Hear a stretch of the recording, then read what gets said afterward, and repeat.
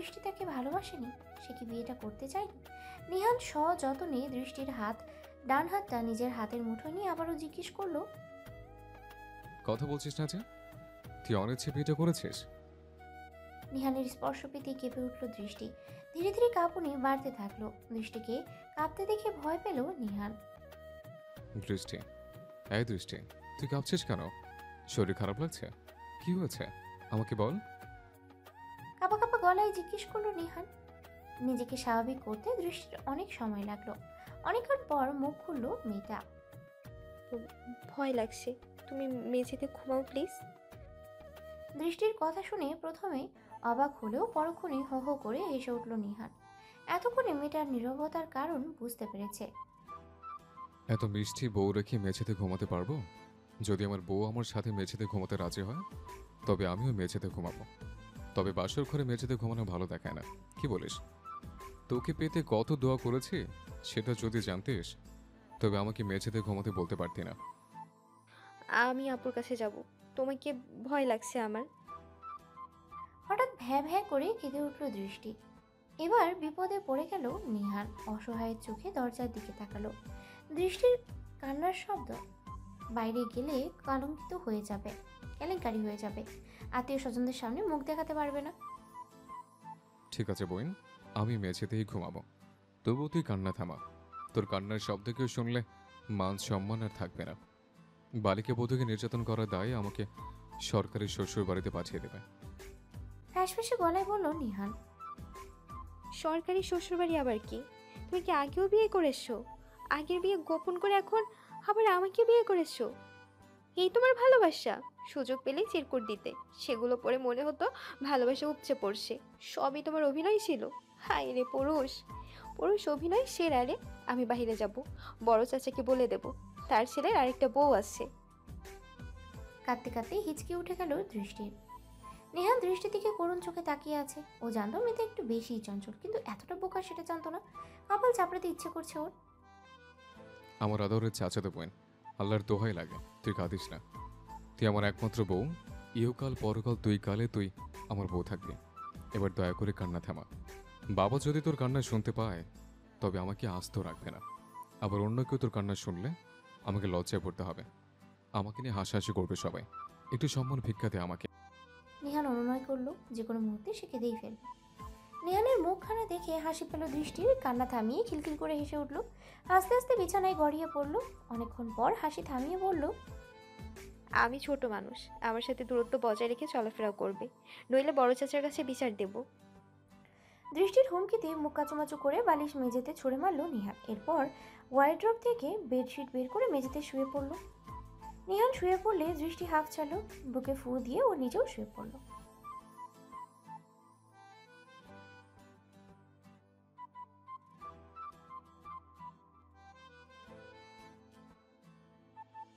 চোখ মুখ কুঁচকে কথাগুলো বলল এক মধ্যবয়সী মহিলা।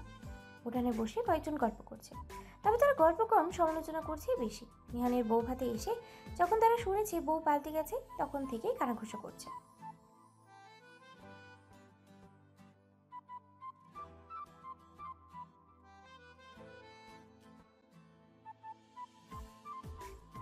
অনেকজন মহিলা আবার পান চিবাতে চিবাতেই ফোড়ন কাটলো।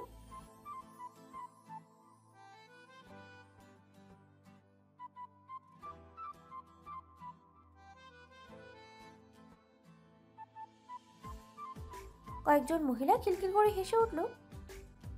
বাড়ির ভেতরে ঢুকতেই কথাগুলো কুহুর কানে গেল। কষ্টে ওর চোখের পানি আসছে। ও জানে ওর গায়ের রং উজ্জ্বল নয়, ও শ্যামলা। এটা নিয়ে অনেকেরই অনেক কথা বলে, তবে এইসব নিয়ে মাথা ঘামায় না কুহু।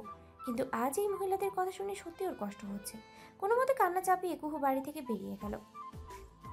বাইরের উঠানের একপাশে দাঁড়িয়ে মেহমানদের রিসিভ করছে তাহমিদ সহ কয়েকজন। ঠিক তখনই ওর নজর গেল কুহুর দিকে। মেয়েটা ওড়নার চোখ মুছতে মুছতে নিজেদের বাড়ির দিকে গেল। খটকা লাগলো ওর, কি ঘটেছে দেখার জন্য বাড়ির ভিতরে গেল। তখনও সেই মহিলারা কুহুকে নিয়ে কথা বলছে।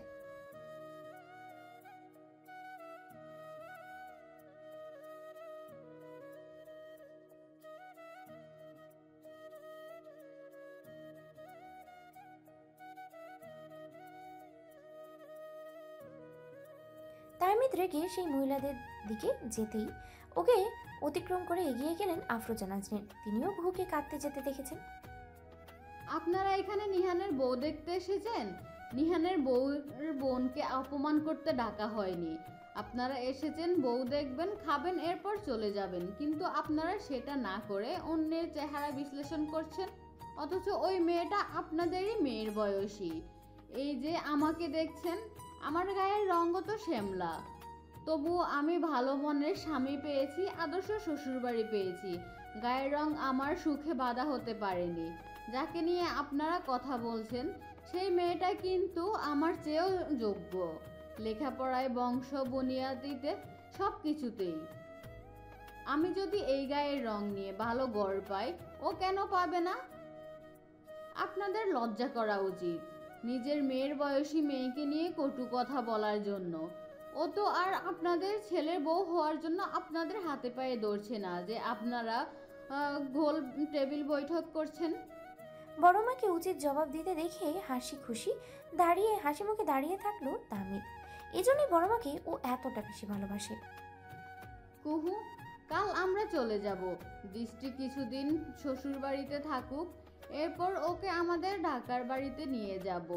তোর মামা কথা বলেছে রাখির সাথে। দৃষ্টির জন্য কোনো চিন্তা করবি না তুই।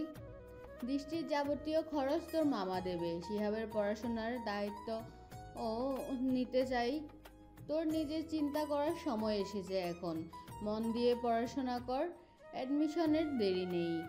ভালো কোনো ভার্সিটিতে চান্স পেতে হবে তোকে, এবং সেটা অবশ্যই ঢাকার কোনো ভার্সিটিতে। তোর মামাও অবসরে যাবে ততদিনে। আমরাও তখন ঢাকায় শিফট করব। দৃষ্টি থাকবে আমাদের কাছেই, তুইও যাবি মাঝে মধ্যে। আফরোজা নাজনীন কুহুকে বললেন তিনি ওদের বাড়িতে এসেছেন, তার সাথে তাহমিনা আক্তারও এসেছেন। আপনারা দৃষ্টিকে নিজেদের বাড়িতে নিয়ে যাবেন, ওর সকল দায়িত্ব পালন করবেন, এগুলো ঠিক আছে। সে এখন আপনাদের ছেলের বউ, কিন্তু শিহাবের দায়িত্ব আমাকেই পালন করতে দিন। মামি, বড় বোন হিসেবে একমাত্র ভাইয়ের দায়িত্ব পালন করতে হবে আমাকেই। ওর দায়িত্ব অন্য কারোর ওপর দিয়ে আমি আমার মৃত মা বাবাকে ছোট করতে চাই না। আমার কথাগুলো হয়তো আপনাদের খারাপ লাগতে পারে, সেজন্য আমি ক্ষমা চাইছি। তারপরেও আমি বলবো আমার দায়িত্ব আমাকেই পালন করতে দিন। কুহু মৃদুস্বরে কথাগুলো বলল। তুই নিজেই ছোট মানুষ। কায়েস আইরিনের মৃত্যুর পর ভাই বোনের দায়িত্ব পালন করেছিস তুই। আর কত, এবার আমাদেরও একটু সুযোগ দে। জিদ করিস না মা। তাহমিনা আক্তার এবার বললেন, জিদ নয় মামি, আপনাদের আমি বোঝাতে পারবো না আমার ভেতরে কি চলছে। আপনারা যাওয়ার পর আমার ওপর কোন ঝড় আসবে সেটা সামাল দেব কিভাবে, এগুলো ভেবেই আমি অসুস্থ হয়ে যাচ্ছি। নিহান ভাইয়ার সাথে দৃষ্টির বিয়ে বড়মা স্বাভাবিকভাবে নেয়নি। যাবতীয় ঝড় ঝঞ্ঝা আমি সামাল দিতে পারবো, কিন্তু দৃষ্টি ও কি পারবে? এরপর যদি বড়মা শোনে আপনারা শিহাবের দায়িত্ব নেবেন, এটা তিনি মানবেন না। আপনাদের কিছু কিছু সিদ্ধান্তের প্রভাব আমাদের ওপর পড়বে। আপনাদের কাছে অনুরোধ, বাকিগুলো আমি সামলাবো। বড়মা চাইলে দৃষ্টির পড়াশোনার খরচও আমিই দিব। সবকিছুর বিনিময়ে আমি দৃষ্টিকে সুখী দেখতে চাই। আফরোজা নাজনীন এবং তাহমিনা আক্তার দুজনেই কুহুর মানসিক অবস্থা বুঝতে পারছেন।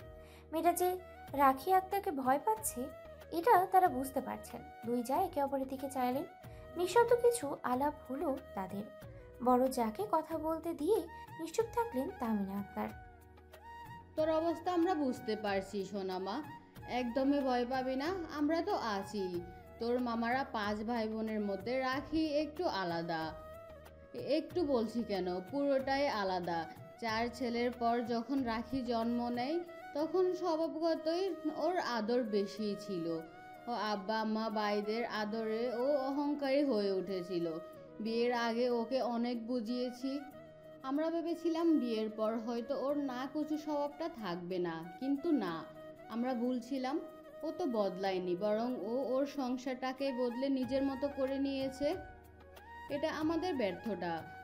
তবে তুই একটুকু নিশ্চিত থাকতে পারিস, দৃষ্টি সুখে থাকবে, সে ব্যবস্থা আমরা করব। আমরাই যেমন জোর করে নিহানের সাথে দৃষ্টির বিয়ে দিয়েছি, তেমনি আমরাই দৃষ্টির সুখী হওয়ার কারণ হব। তবে তোকেও কথা দিতে হবে, নিয়মিত আমাদের সাথে যোগাযোগ রাখবি। তোর বাবা মা যেভাবে আমাদের সাথে যোগাযোগ রাখতো, কি রাখবি তো? রাখবো মামি। এই তো সোনা মেয়েটা আমার। শোন, আমরা যতই তোর কাছে না থাকি, রাখি তোদেরকে কিছু বলার সাথে সাথে আমাকে অথবা তাহমিনাকে জানাবি। রাখির স্বেচ্ছাচারিতা অনেক সহ্য করেছি, আর নয়। এবার তাকেও বুঝতে হবে, সেও ভুল করে। কুহুকে আরো নানান উপদেশ দিলেন দুই চা মিলে। কুহু মন দিয়ে তাদের কথাগুলো শুনল। থ্যাঙ্কস ভাই, ভারী ভর্তি লোকজনের সামনে তোমাকে থ্যাঙ্কস বলার সুযোগও পাইনি। তুমি না থাকলে আমার কিছু হতো সেটা আমার অজানা। আবেগে রুদ্ধ হয়ে গেল নিহালের গলা। নিহানকে আবেগী হতে দেখে মুচকি হাসলো তাহমিদ। নিহানকে খোঁচা দিতে একটুও ভুল করলো না। কি আর হতো, ফুপু আরেকটা পৃথুকে খুঁজে বের করতো, এরপর তোর ঘাড়ে ঝুলিয়ে দিত, তোর জীবনটা পৃথুময় হয়ে যেত। মন্দ হতো না, কি বলিস? ভাই প্লিজ, পথু নামটা আর শুনতে চাই না। আম্মুকে 1000 বার বলেছি আমি ওই মেয়েকে বিয়ে করতে চাই না। ওর চালচলন আমার ভাল লাগে না। কিন্তু আম্মু আমার কথা শুনলে তো? গত 2টা মাস আমার কিভাবে কেটেছে সেটা আমি ছাড়া আর কেউ জানে না। মাঝে মধ্যে মনে হতো আমি দম বন্ধ হয়ে মরে যাব। সবকিছু তোর দোষেই হয়েছে। তুই দৃষ্টির কথা বাড়িতে জানিসনি কেন? আমি যদি বিষয়টা না জানাতাম তবে পৃথুকেই তোর বিয়ে করতে হতো। পড়াশোনা জলাঞ্জলি দিয়ে ওকে নিয়ে পুরো দেশ ঘুরতিস আর টিকটক করতিস। পৃথু এমনিতেই টিকটক সেলিব্রিটি, বিয়ের পর তুইও সেলিব্রিটি হয়ে যেতিস। তুমি দৃষ্টির বিষয়টা জানতে, কিন্তু কিভাবে? আমি আম্মুর ভয়ে বিষয়টা গোপন রেখেছিলাম। আম্মু জানতে পারলে শুধু দৃষ্টি নয়, কেউরও এই গ্রামে থাকতে পারতো না। অনেক কিছু ভেবে আমি নিজের ভালোবাসা গোপন রেখেছিলাম। আরও বছরখানেক আগে থেকেই আমি জানতাম তুই দৃষ্টিকে পছন্দ করিস। সৌভাগ্যবশত তোর ওয়ালেটের গোপন জায়গায় দৃষ্টির একটা ছবি দেখেছিলাম। কিন্তু আমাকে এটা বল, ফুপুকে ভয় পাওয়ার কি আছে?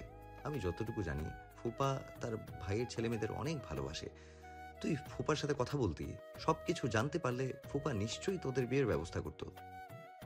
তুমি তোমার ফুপুকে চেনো না, তাই সহজেই কথাটা বলতে পারলে। এই বাড়িতে আম্মুর কথার উপরে কথা বলে সাহস কারও নেই। আম্মুর সিদ্ধান্ত এই বাড়িতে আইন। কে যদি এর বিপক্ষে যেত তবে বাড়িতে কিয়ামত ঘটে যেত। মানসম্মানের ভয়ে আব্বু চুপ থাকে, আমরাও তাই। চাচা চাচি বেঁচে থাকতে আম্মুর সাথে ভালো সম্পর্ক ছিল, কিন্তু তাদের মৃত্যুর পর যেদিন আম্মু শুনল কুহুরা 3 ভাই বোন নিঃস্ব, সেদিন থেকে আম্মু পাল্টে গেল। কুহুতে ঘৃণা করতে শুরু করলো। এই বাড়ির দরজা ওদের জন্য বন্ধ হয়ে গেল। আব্বু ওদেরকে সাহায্য করতে গেলেই শুরু হতো অশান্তি।